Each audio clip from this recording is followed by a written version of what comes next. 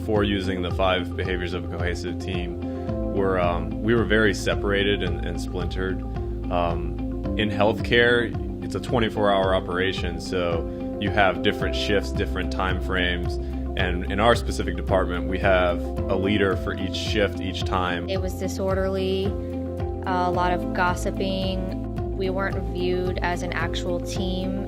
The atmosphere in the department was pretty tense. There was a lot of conflict between shifts. Nobody really wanted to address any of the issues, but they definitely wanted them to be taken care of somehow or some way. We just didn't have an avenue to go down. As the leader, I shared my discomfort about how to move forward with my senior leader, and she recommended that I team up with System Learning and Development and see if there were any resources. I felt very strongly that before you can expect employee engagement to improve, you have to make sure that you're role modeling the right kind of behavior as a leadership team.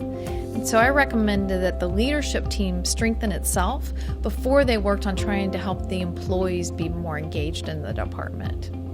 I came across the 5 behaviors of a cohesive team when I was first asked to work with groups who are having problems with their employee engagement scores. But before that, our group inside of System Learning and Development had actually gone through the material ourselves. And so we learned it and became a more cohesive team as a training department before we went out and taught it to other people. I enjoyed finding out that I was a big part of the leadership team, which I didn't feel before, so it was just great to realize how important each integral member is. And I love the style of just knowing how to respond to people based on what style they are. And realizing that sometimes if they come across short or something, maybe it's just because they are the D. And that's just how they talk, and it's not like they meant to cut you off or anything like that. So you tend to take things less personal then, and just listen to the words that are being said, the message that they're trying to make. I take a better approach at how I interact with others with different styles. Prior to us doing the 5 behaviors of a cohesive team, I may have been more direct, or my personality would have come across real strong, and I may have not been so thoughtful about other people with different personalities. So now I just tend to figure out how I'm going to approach somebody or what I'm going to say to them so that they're understanding. We're communicating so much more authentically. And what I mean when I say that is that we were going through some of these motions, having one-on-ones, holding meetings. We weren't communicating with each other about what was actually going on.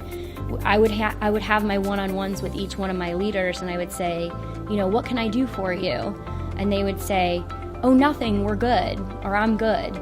And now I'm finding that that's a red flag. Not everybody is good all the time. So I think in an effort to try to not interrupt me, because as a leader we get really busy and our schedules get crazy, but we were really working against each other. I'm not one to really speak up and, voice my opinion or say something, but I definitely wanted to make sure that, people around me were understanding where I was coming from and what I was looking for. So I really felt like it helped my communication style and feel like I was a part of the team. I think that the program's success could be best evaluated by the increase in our employee engagement results.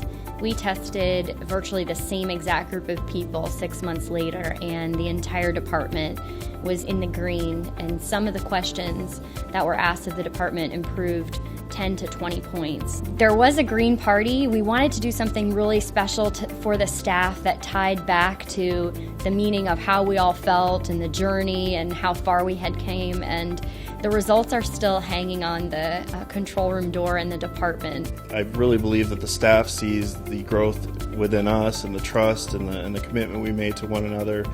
And it's just like anything else. When you see some good happening, it kind of rubs off on the other staff. So it's been really refreshing. The process to accepting this journey that we're on together with the 5 behaviors of a cohesive team is still different for everybody. That's the exciting part, though, is that we keep revisiting it. It's a continuous quality improvement for our department. I would recommend the 5 behaviors of a cohesive team to other leadership teams or other hospitals that are really ready to do some hard work and go on a journey together, because it's not easy.